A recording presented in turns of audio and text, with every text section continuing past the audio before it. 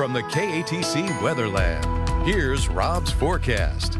Welcome back. Well, another hot one out there today. 95 degrees, the high. A morning start at 72, which is normal, but that 95, boy, we haven't even been close to normal all summer long, which is now down to 90. It goes down to 89 later this week. Will we see some 80s in our future? We'll see. Let's take a look, though, at some of the records. I talked about this earlier today, and I promised I found a record that we have not broken yet. Everything you see up here is a record, with the exception of 112 90-degree days. This is what we've seen so far this summer. The record is 130 in 2005. That was a pretty hot year and a big year with hurricanes as well. But we still got another month or so of 90-degree day opportunity, so that record will go. Today was 98 consecutive days of 90-plus degree temperatures. The old record was 58. 95-degree days, 78 out of the last 98 days or so have been 95-plus. Almost half have been 98-plus. 78 have been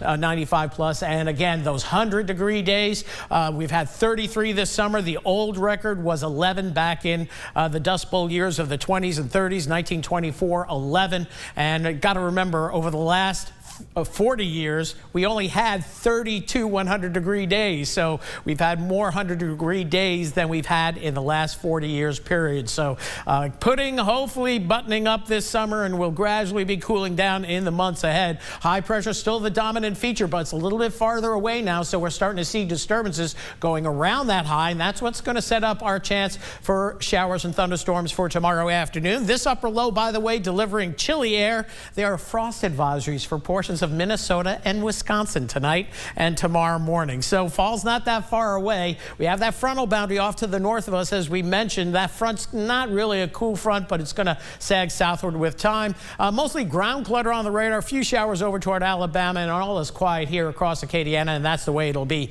overnight tonight. As for the tropics, we opened it on up. We're tracking 3 potential areas, 2 hurricanes, and one that's going to develop with time. This could be Nigel down the road. That's the next name queued up. Hurricane Margot, 85-mile-per-hour winds, not a concern.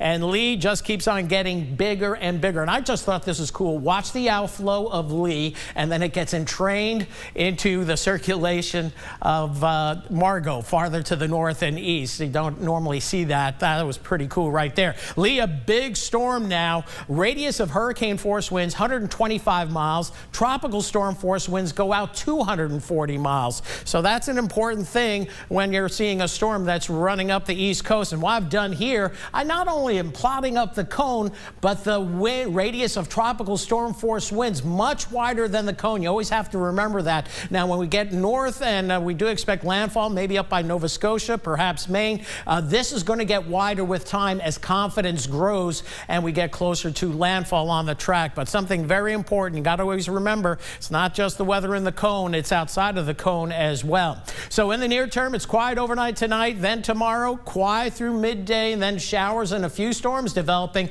right along this frontal boundary in tandem with an upper level disturbance that pushes on through. And then as we head into Thursday, that front kind of dissipates, but another disturbance should come in and give us some rain chances. Now, here are the fires across the area. We're not showing big fires in western Louisiana according to the latest fire data, but there is still stuff smoldering over here. And there's going to be some rain in that area. This is through tomorrow night.